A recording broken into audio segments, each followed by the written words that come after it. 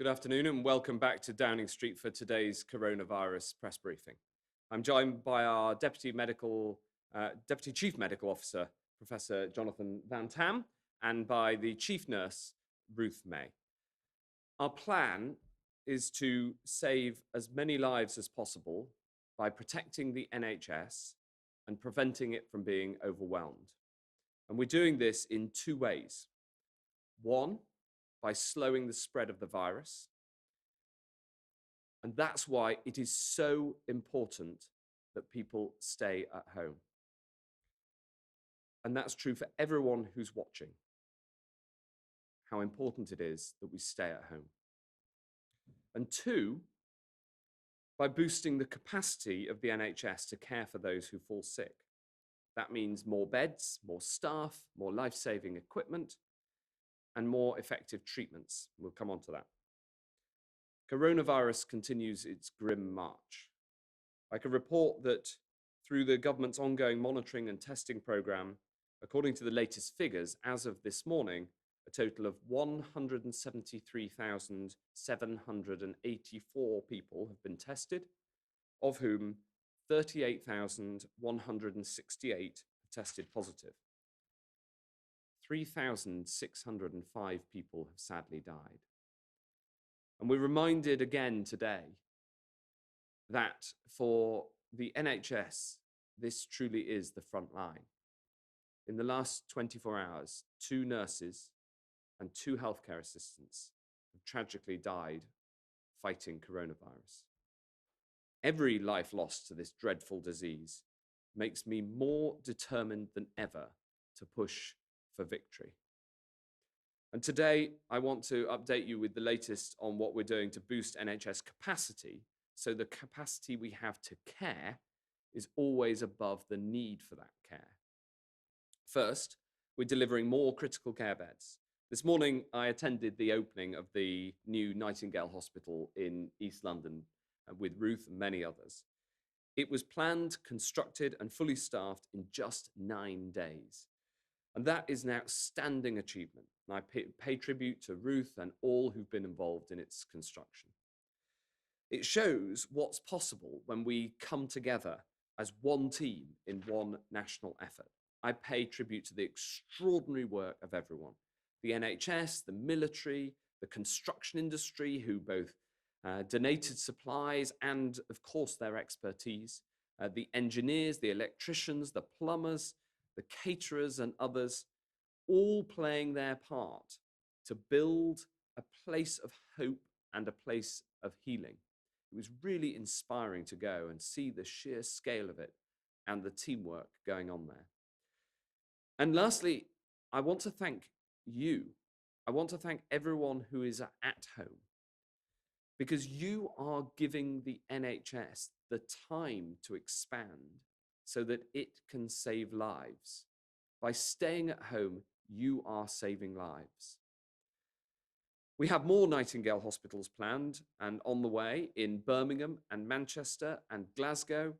And today we've announced that we will begin the work on 2 further Nightingale hospitals in Bristol and Harrogate. The Bristol Nightingale will have a capacity of up to 1,000 beds, and in Harrogate a capacity of up to 500. The Nightingale hospitals are not the only expansion we've seen across the NHS. Since the start of this crisis, we've boosted the number of critical care beds to care for coronavirus by over 2,500. That's before the addition we'll get from the Nightingale hospitals. And the result of this extraordinary work is that in every hospital in the country, we have managed to expand capacity. And as we stand today, over 2,000 critical care beds are free and available. And they're ready should they be needed. And that's before the Nightingale hospitals come on stream. And of course, we're working round the clock to deliver essential deliveries of PPE across the whole NHS, across social care, key public services, and in all 4 nations of the UK. Yesterday, more than 26 million PPE products were delivered to 281 different organisations, And I've agreed with the Northern Ireland Executive that we will immediately be providing more PPE to Northern Ireland to meet their needs, over 5 million items, including goggles and aprons and masks. Over 7,000 NHS staff have now been tested. And next, alongside testing, we're intensively researching drugs and treatments. Right since the start of this crisis, we've been clear that all our plans are based on the best possible science. And that science gets better every day. But there's still a lot that we don't know about how to treat and potentially prevent COVID-19. So research about treatments is absolutely central to our plan. The UK, of course, has a long tradition that we're very proud of being the best in the world in this sort of science. And we are a world leader in clinical trials. And we're putting this to use right now, bringing together some of the finest research minds in the country to design new trials, and we're delivering them at record pace as well. We've established 3 national clinical trials covering each major stage of the disease: primary care, hospital care, and critical care for the most seriously ill. And just like the Nightingale, one of these trials was in fact put together in just 9 days, which is breathtaking speed. These trials are looking at the effect of existing drugs and steroids repurposed for treatment of COVID-19. One of the trials, which is called Recovery, which deals in hospital care, is the largest of its kind in the world, with 926 patients enrolled. We've also set up an expert therapeutics task force to search for and shortlist other candidate medicines for trials.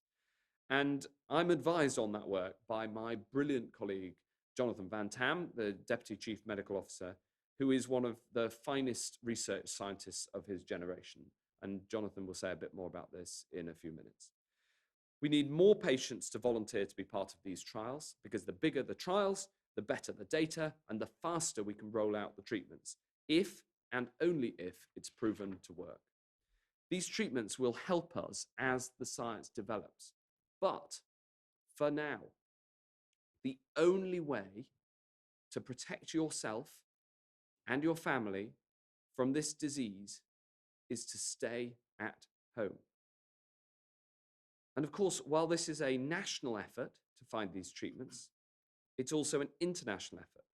In the same way that we've donated more money to the global search for a vaccine than any other country, so too we will lead the world in the science of these treatments. And whatever we learn, we will share, because we are all on the same side in this war. Earlier today, I spoke to my counterparts in the G7 to coordinate our research efforts over this and other things. And whether it's treatments or equipment or NHS capacity, we will strain every sinew. We will move whatever mountains need to be moved. We need everyone to keep playing their part, and that includes you. The only way to protect yourselves and others now is to stay at home. And the one final thing I want to say is this. We're set for a warm weekend in some parts of the country, but the disease is still spreading, and we absolutely cannot afford to relax the social distancing measures that we have in place. We cannot relax our discipline now. If we do, people will die. So I end with the advice that we all know. This advice is not a request. It is an instruction. Stay at home, protect lives, and then you will be doing your part. I'm now going to hand over to Ruth May, the chief nurse, to say a little bit about the Nightingale Hospital, and then to Jonathan Van Tam to talk about the treatments and the data that we've got. Ruth. Thank you, Secretary of State. Before I talk about the Nightingale Hospital in London, I want to recognise that today we have had the very sad news of the loss of 2 of my colleagues. We have lost today Amy Arouk and Anima Nasreen, 2 registered nurses working to protect our public, and they sadly have died. My sincere condolences to their families their friends, and their colleagues, because they were one of us. They were one of my profession, of the NHS family. I worry that there's going to be more, and I want to honour them today and recognise their service. So, as the Secretary of State said, we were with His Royal Highness, the Prince of Wales. He was joining via video camera as he opened the first NHS Nightingale Hospital in London. It was an extraordinary feat. People have worked so hard from all sorts of walks of life, all sorts of backgrounds, and they've come together as one team to build an NHS hospital, an enormous piece of work of absolute huge. As the Secretary of State has said, he's announced 2 further facilities in Harrogate for the people of the North East and in Bristol for the people of the South West. And of course, that's alongside Birmingham and Manchester. So thank you to all of our NHS staff, all of our staff across into social care, whether that's nurses, midwives, doctors, all of them pulling together to make sure that we continue to prepare for COVID-19 surge. I'm grateful for all of our frontline staff and all of our support staff who are caring as a team for our sick patients. Well, I'm very grateful to you, the British public, for your patience and in helping our NHS. As the Secretary of State said, this weekend is going to be very warm, and it is very tempting to go out and enjoy those summer rays. But please, I ask you to remember Amy and Arima. Please stay at home for them. Thank you, Ruth. And Jonathan Van Tam, if you could bring us up to speed on the treatments and on the latest data that we have. Thank you, Secretary of State. I'll begin with the data. And the first slide I want to show you is a survey which shows the behavioural change as of 29th of March in relation to the social distancing advice that the government has given. As you can see on the slide, if you begin on the left, there is a small increase in mobility within residential settings. This actually is good because it shows people are staying at home. If you then contrast that with the bars further to the right, which move progressively through grocery and pharmacy, through public parks, through workplaces, through transit stations, and finally to retail and recreation, you can see progressively larger declines in mobility across the UK. This is really very encouraging indeed and shows that the British public are following the advice that was given to them, but it needs to continue. Next slide, please. If you then move on and you look at the change in transport use between the 5th of March and just a few days ago, you can see dramatic declines across the piece in total motor vehicles and in use of national rail, buses and tubes in London. This again is very encouraging. Next slide, please. However, as we have always said, we do not expect these changes to turn the curve on this awful disease immediately. It will take time. And as you can see, this slide shows the number of UK cases by day, and you can see the numbers are increasing. This remains a dangerous time. It remains vitally important that people continue to stay at home and practice the social distancing that we've asked of them, even this weekend as the weather turns warmer. Next slide, please. You will see a similar picture for hospital admissions, that they are increasing.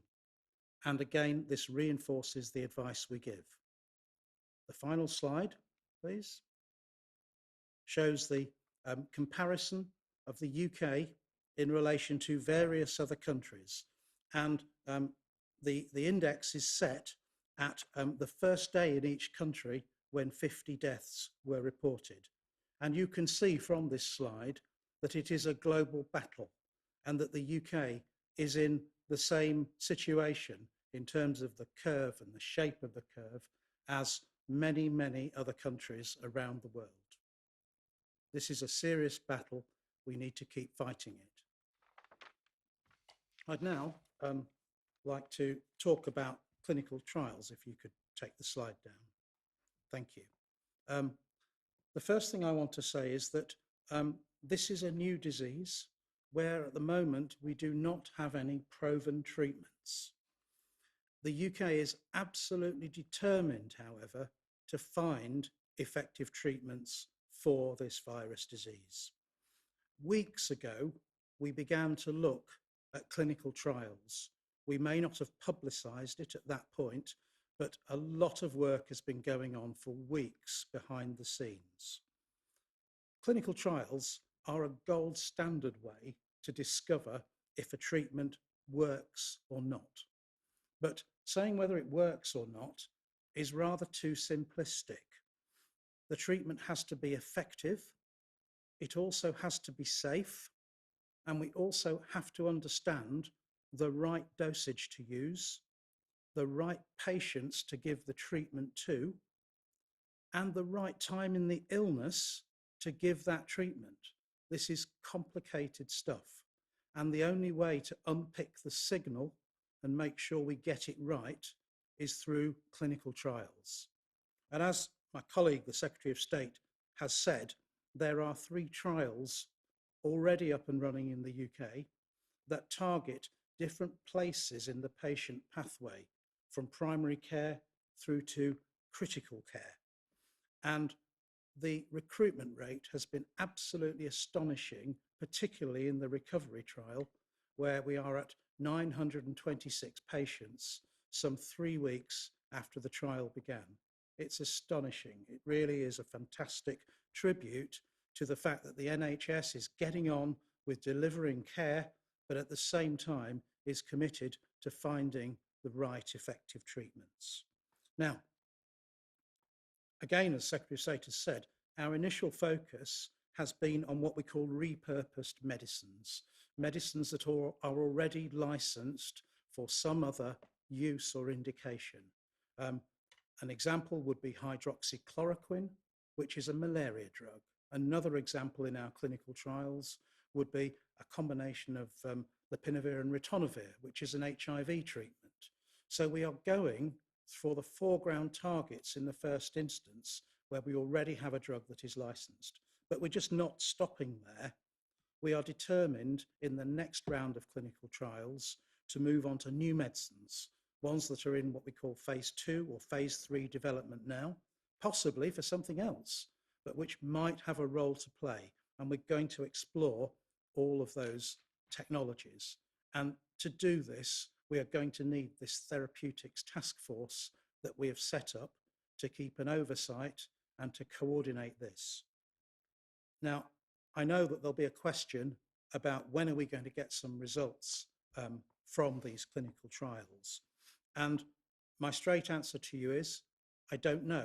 I think it's going to be a few months, but it will all depend upon how quickly patients are recruited into the trials across the NHS. The faster we go in getting bigger numbers in the trials, the clearer and more emphatic and more granular signals we will get about what works and who it works for. Thank you, Secretary. Thank you very much. So if we now go to questions, the first question is going to be from Hugh Pym of the BBC. Thank you very much. It's a question actually for Jonathan Van Tam, if I may. When do you expect the peak of the epidemic to be? And at that point, will the NHS have enough ventilators to give those who need critical care that care at a time when some patients might fear they won't be able to get it? Jonathan. Thank you for the 2 questions. The first one is about when we will turn this curve round, when we're going to peak and when we're going to come down. We don't know the answer to that yet. We have always said that we will know if our social distancing measures are working a few weeks after we have put them in place. And by my quick calculation, we're at kind of 10 or 11 days at the moment. So it's too soon to say. It will partly depend upon how well those social distancing measures are adhered to by every one of us. But I hope it will be soon. We are going to watch very carefully to see when we've hit the peak and when we're starting to turn it, but we will not take any premature actions. We're going to stick with the science and see where it takes us. Your second question is kind of related and about how tall the peak will be and whether there will be enough ventilatory capacity across the NHS. I can tell you that I don't think we're anywhere close to that kind of scenario at the moment. We will watch it extremely closely and we will make decisions as we need to on a day-by-day basis. But I repeat, we are not anywhere close to the scenario you describe at the moment. Thanks very much. If we go to Robert Peston of ITV. Hi, Robert. Afternoon, gentlemen. Firstly, on the clinical trials, Jonathan Van Tam said the success depends to a certain extent on the numbers enrolled in those trials. Was that actually a call to individuals with symptoms to enroll in those trials? Are you looking for volunteers? Secondly, very recently, Patrick Vallance told the Health Select Committee that on the basis of the lag between infections and deaths, he thought there were probably 1,000 people in the community with this virus for every death. Does that mean we think that we're not far off 4 million people infected, or have you got a new rule of thumb now that we're slightly further on? And then finally, Secretary of State, you're well aware, because of ministers and people you know, that the range of symptoms you can get with this is very broad indeed. So, for example, there's a lot of evidence that losing sense of smell and taste is a symptom. Are you looking at changing the guidelines to people for when they quarantine? Because at the moment you're saying, you know, self-isolate if it's a high fever and a cough, but you're going to add to the list of symptoms where people should self-isolate. Well, thank you. If I just if I answer the some of that, and then I'll cast over to JVT. On the last one, which you addressed directly to me, Robert, it's complimentary of you to ask me a scientific medical question, but I am going to resist the temptation to answer it because we've got a proper medical scientist in the room and we are following the science. For me personally, I did lose my sense of taste, and that actually is it's come back though. I can assure people who have lost their sense of taste that the good news is that in my case wasn't permanent. I just on the first point about the clinical trials, the answer is that we are looking for people to sign up to the clinical trials where that's possible within that hospital and where that is clinically advised. This is the call really is to the NHS, who are the ones who would make recommendations that somebody would be on a clinical trial. JVT, do you want to add to those two questions and also answer Robert's middle question on the rate of infection? Yes, thank you very much. I will answer those questions. On the point about loss of taste and smell and nosmia, we have actually asked our expert advisory committee, NerveTag, to look at this, and there are some anecdotal data that are now in the published domain that suggest that a proportion of people do indeed lose their sense of taste and smell. However, we have looked at the data that there are in relation to whether that on its own is a symptom that would be important to add to the case definition.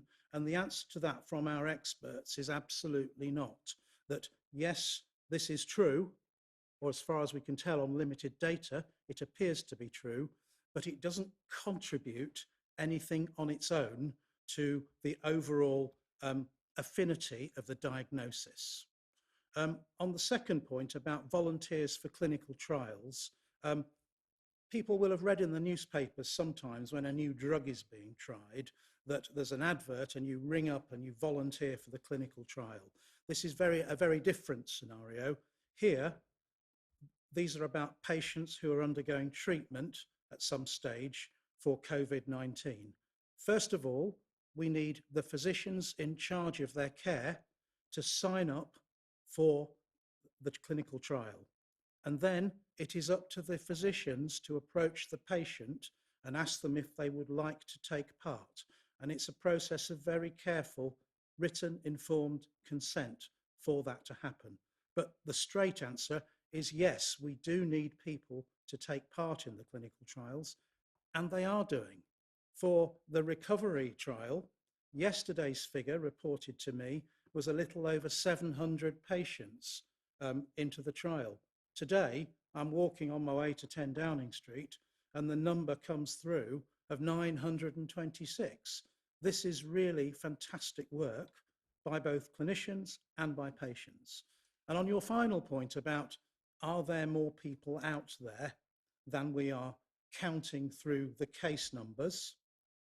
Our testing is based primarily at the moment in hospitals where it is needed most, and there will be further cases out there, people who are isolating in accordance with the guidelines, who have COVID-19, who we have not counted in the official statistics. How large that is, I wouldn't like to speculate. Any follow-ups to that, Robert? Well, it was simply that Patrick Vallance did use a ratio of 1 to 1,000. I mean, it was a rule of thumb that he thought was useful. Do you have a rule of thumb at the moment, or you know, do you personally, Jonathan, think that's not terribly helpful? No, it's not that I don't think it's terribly helpful. That's the official advice we've had through the Scientific Advisory Group for Emergencies. But obviously there's a lot of imprecision associated with those kind of estimates. And I think it's probably unhelpful at this point to try and nail it down, as it were. I think that the another way to add to that is that pillar 4 of the testing strategy is having survey tests to try to find the answer to that question as scientifically as possible. And there's a huge amount of work underway under pillar 4. If we go to Sam Coates from Sky, please.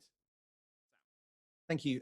To Matt Hancock, earlier today, you seemed to indicate that you did think that Easter Sunday, April the 12th, would be the projected peak for coronavirus deaths. But Jonathan Van Tam doesn't seem to quite endorse that when speaking just now. Why is that? What's going on there?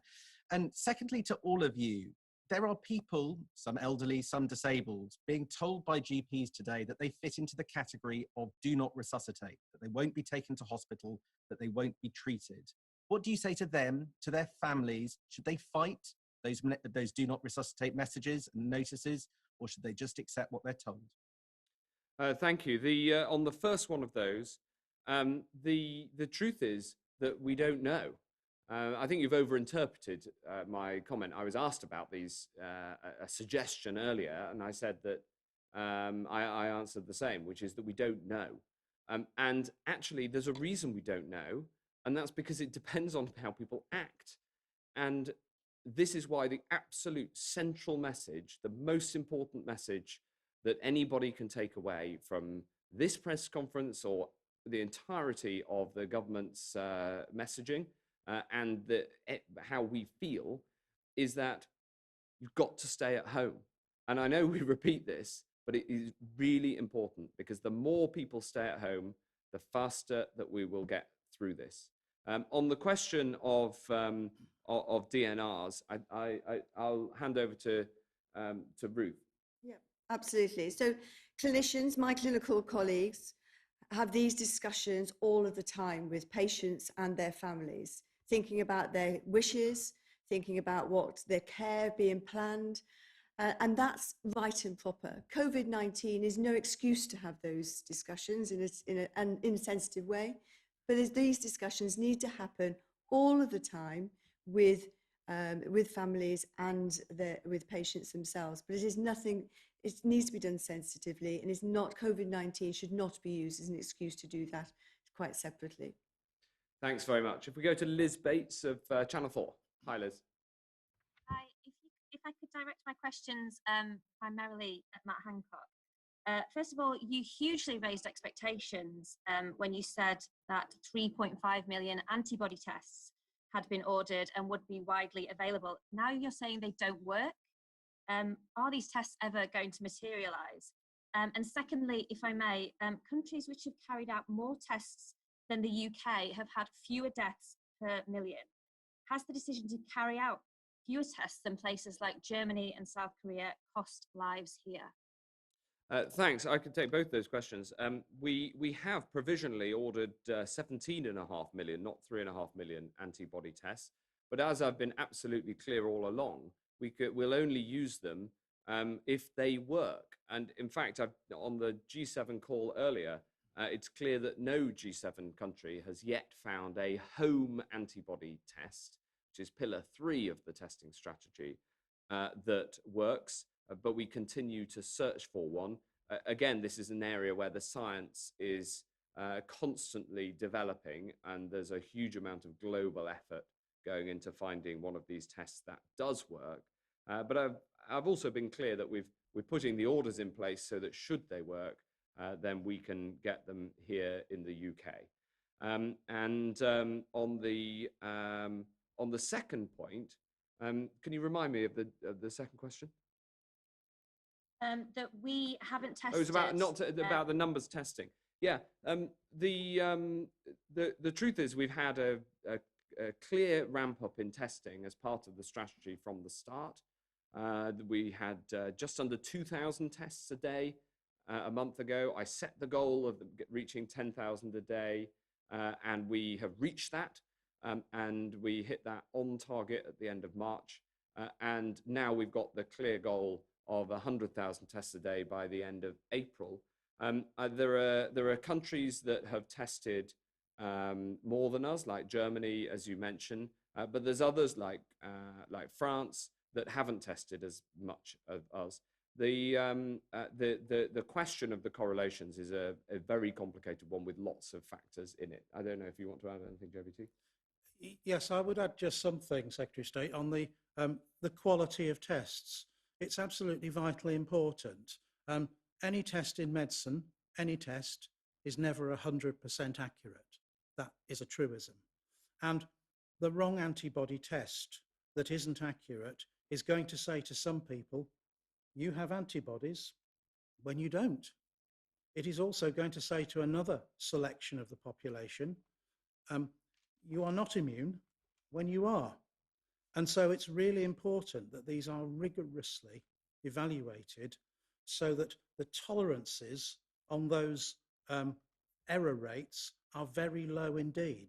And we have to get that right before we can even think about how we can use these antibody tests in the most advantageous and informative way for everyone.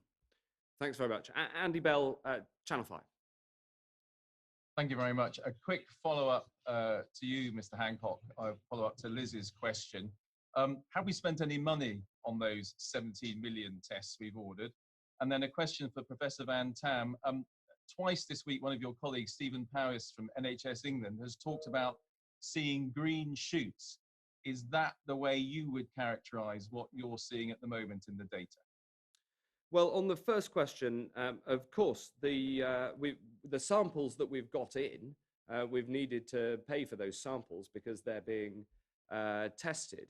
But what matters here, really, is these tests. If we can get them, if they're accurate, if they can work, if we've got the confidence in them that we can use them, then the positive impact that will have on people knowing with confidence that they can get back to normal life more quickly will vastly outweigh any cost.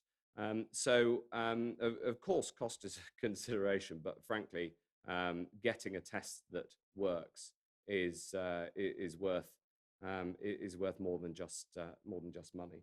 JVT. Thank you. On the green shoots, the answer to your question is where you look for them. I absolutely see green shoots. I really do, in terms of the massive change in public behaviour that's already taken place. If that continues for as long as the government asks for it to continue, then they really will be quite big green shoots in the end. However, if you're asking me about the healthcare hospital admission data, then I think it is too early to make any kind of interpretation such as that. There will be day-to-day variations in the number of hospital admissions that occur as a feature of near random chance.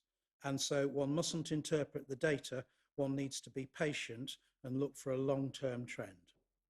Thanks very much. We're going to go to Martin Brown of The Express. Hi, Martin. Hi there, thank you. Mr. Hancock, can I ask what measures of what help is being given to the mental well-being of thousands of patients who are in hospital on their own, many of whom are sadly dying without their loved ones by their side? And the same goes also for pregnant women as well, women giving birth. What help is being given to their mental well-being? And for the medical experts, can I just ask, is there any benefit in wearing a face mask, the public wearing face masks when they go outside countries such as Japan, South Korea, Singapore, where the use of face masks is more prevalent in the public? They seem to have lower levels of infections and deaths of coronavirus. Thanks, Martin. I really worry about the impact of coronavirus on the mental health of those who are badly affected.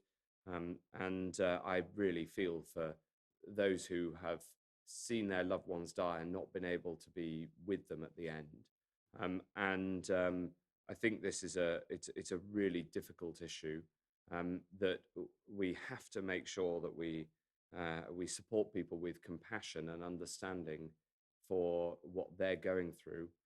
We have put £5 million into Support Mind to help people with the impact of coronavirus on their mental health. But this is going to be, I think, an issue of increasing importance as the crisis goes on. I'm going to ask Ruth to say something about that and also about the maternity question. And then if JVT answers the second question. Ruth. Thank you very much. I was only on a phone call this morning to Sebastian, who's a doctor, a medical colleague of mine, and he had lost his father from COVID-19. And hearing his story about the extraordinary lengths that the nurses, the matron on that night shift had gone to make sure that they were able to connect a conversation with his brother in Singapore, to be able to connect, make sure the battery was fully charged for his dad to be able to have numerous phone calls. I am seeing across the United Kingdom, nurses, midwives, the whole of our clinical teams going to extraordinary lengths to make sure we absolutely do that. And whilst we know that visiting has been reduced to the absolute limit, it is also, we are saying that visitors are able to go, of course, for people with end-of-life care. But technology is really important. But looking at the well-being of our patients is really important, but also well-being of our staff. We need to make sure that we're setting out measures to look after our staff as well. I didn't get quite the maternity question, Secretary of State, so would you mind repeating that one? It was just the same really. What help is being given to women who are alone in hospital without their loved ones giving birth? Well, I'm very fortunate enough to work with Professor Jackie Dunkley-Bent, our Chief Midwifery Officer, who provides enormous, fantastic midwifery leadership across England. What she's been telling me is that midwives, yet again, are doing exactly the same. They're going to extraordinary lengths to make sure they're using technology, using Zoom, using all of the technology to make sure people are connected. There's been plenty of people that are doing just that to make sure that families can get together when they can safely to connect with their new members of their families. Thanks, Ruth. On the second question, JVT? Yeah, if I'll just begin on the first, actually, to say, you know, I realise this is an awful and distressing illness, and I'm very distressed personally when I hear these stories of families separated, when I hear everything that's going on in that space. It's really terrible. But to your evidence point about face masks and wearing of face masks by the general public, this has been a controversial area in pandemic preparedness and planning for the 15 years that I've been involved in it.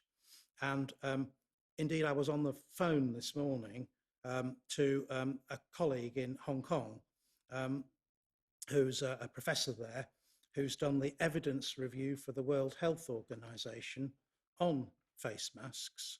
And we're of the same mind that there is no evidence that general wearing of face masks by the public who are well affects the spread of the disease in our society. What matters right now, of course, is social distancing.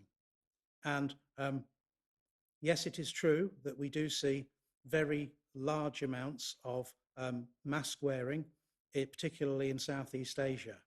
But we have always seen that for many decades, and it is entirely wired into some cultures that masks are worn quite frequently in open spaces. So it's very different. But in terms of the hard evidence and what the UK government recommends, we do not recommend face masks for general wearing by the public. Thanks very much. I hope that answers the question, Martin. Pretty clear. Dan Martin from the Mail. Mr. Hancock, you said that if people don't obey the rules, you would consider toughening the lockdown that's in place at the moment. In France, they're stationing police at railway stations and installing motorway checkpoints to check where people are going.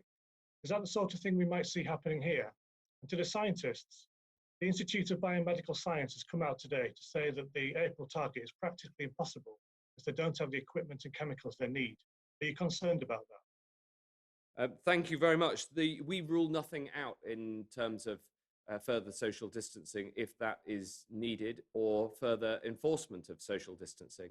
However, the British public are, in a very large part, following the new rules, and the police are policing them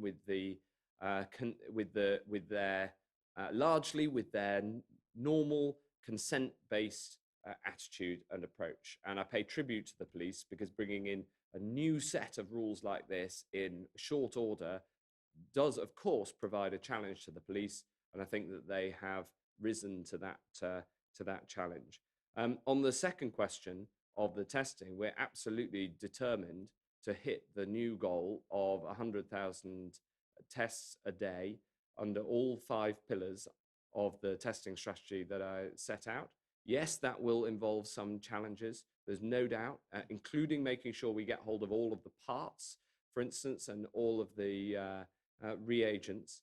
And everybody can see that there are challenges around the world in terms of increasing testing, but we're determined that we're going to get there.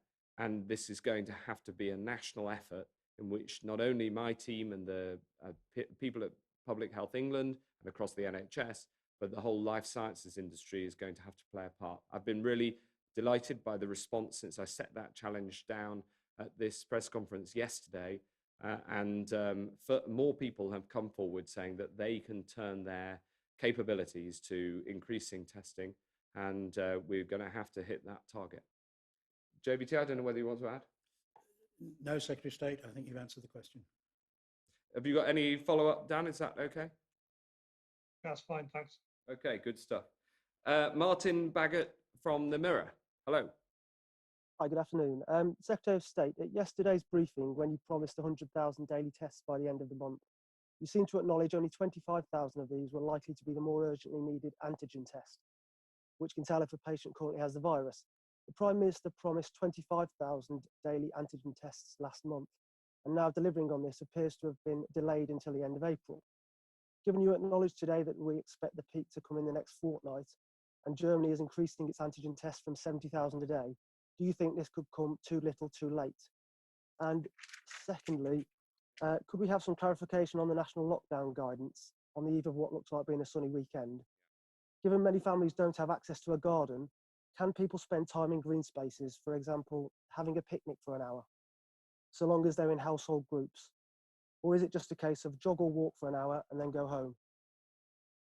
Thanks very much, Martin. Just on the first one, I want to be crystal clear that the goal that I set yesterday was 100,000 tests per day over all 5 pillars of the testing strategy. Pillar 1, which has brought us to 10,000 tests per day, that is set and was always set to get to 25,000 by the end of April. But Pillar 2, which is bringing in the private companies to also deliver, that is part of the goal, as is Pillar 3, which is the antigen test to see whether you've had the virus, Pillar 4, which is the research, and Pillar 5, which is the national effort to bring companies that haven't hitherto been involved in testing into this great challenge. We in fact increased the goal from the end of April, from that 25,000 to 100,000. And then we will go on to meet the target that the Prime Minister has previously set out of eventually 250,000 tests per day. It was all as I set out yesterday, answering that specific question. And on the question about what people should do over the weekend, it is incredibly important that people follow the guidelines. And I know that it's going to be sunny and it may be tempting, but it's staying at home that saves lives. And I think we should just be absolutely crystal clear about that. The guidelines have been set out in terms of people going out for exercise reasons, either on their own or with people in their household. People need to stick to the guidelines, and we're going to stick with those guidelines. Thanks very much, Martin. Jen Williams from the Manchester Evening News. Hi, Jen. Hi, thank you. A couple of questions for the Health Secretary, if I may. We're getting reports here, and there have been reports elsewhere as well, of care homes being told that their residents may not be admitted to hospital if they have suspected coronavirus. There have already been cases where a significant number of people in a single care home have died, including in Salford. Is there a blanket policy across the system not to admit care home residents into hospital? And secondly, also on social care, there were growing concerns that there's insufficient PPE and testing within the sector as a whole. Councils are now having to source their own, but are finding that they're facing escalating prices. And there are fears more broadly that social care is simply not being prioritised at the national level. So is social care an afterthought in this? And just finally on PPE as a whole, how many units do we have in the national stockpile, and how many is the government expecting to need during the course of the outbreak? Okay, thank you very much indeed for those three questions. The first one on care homes, it is absolutely not a blanket rule that people shouldn't go to hospital from care homes. Hospital is there for people when they need it, when the doctors advise that they go, and we have 2,029 spare critical care beds in the NHS right now. 2029. That is before we bring on stream the Nightingale hospitals, and that is testament to the NHS, who've done amazing work. They've already expanded the number of critical care beds by 2,500 for COVID-19 patients, and so there is capacity in the hospitals right now to deal with COVID-19, and there is no blanket rule. It is a clinical judgment about when somebody goes to hospital. I don't know if Ruth might want to add something on that. And on the PPE question, we have millions of pieces of PPE in the stockpile, and I can make sure that we get the exact figure to you. I haven't got it on me, but we're also replenishing it all the time, because whilst we have a very large stockpile, we're also using it, and so we've got to make sure that we replenish it, and we're replenishing it both from buying internationally, where much of it traditionally has been made, and also making it domestically. I'll give a shout out to Burberry, who've turned over their production to the production of gowns to add to the stockpile and to get PPE to people who need it, which is another part of the national effort. I think Burberry deserve credit for what they've done so far for the nation, and hopefully lots more Burberry gowns to come. Ruth, I don't know if you want to add something. 2 points. Thank you very much, Secretary of State. So about the care homes, wherever my mother-in-law, Millie, lives in a care home, and that is her home. So clinicians from whatever background will make a decision based on the clinical need of that person as to whether they need hospital care, because that's the important part. With regard to social care, I know that out of the 6,000 nurses, they're coming back onto our emergency register. Some of those are opting to go into social care, and I'm delighted to see that we're offering people the option of coming into our hospitals, coming into our primary care setting, but also into social care. And I'm going to be making sure that we continue to do that over the next few weeks too. Fantastic. Does that answer the question, Jen? Yeah, it does. But on the PPE, I mean, obviously, you said you'd come back on the numbers in terms of how many you've got in the stockpile. But do you know how many you're going to need over the course of the pandemic? Well, it depends how long the pandemic lasts. But at the moment, we are distributing many millions of pieces every day. In the last 24 hours, it was 26 million. Over the last couple of weeks, it's around 400 million. So you can see that we're getting through it fast. So we're replenishing it at the other end as fast as we can. The challenge in PPE is a challenge of distribution rather than a challenge of having the stock. I also didn't answer your question about social care with PPE, because it's incredibly important to me that we get the protective equipment that we need to people working in social care as well as in the NHS and all parts of the NHS. And the new PPE guidance that we set out yesterday, which has got very broad support, that sets out what sort of PPE is appropriate in what sort of setting, and we will deliver that PPE into social care. I know that it's a challenge, not least because there's around 26,000 social care settings, a combination of care homes and organisations that provide care in people's homes. And so it is more complicated than delivering to the NHS, but the priority of getting the right PPE to social care is exactly the same as the priority of getting the right PPE to the NHS. And that's what the system, with the support of the military, is doing. Thank you very much indeed. I think that's all we've got time for today, but no doubt there'll be more to come in these daily press conferences.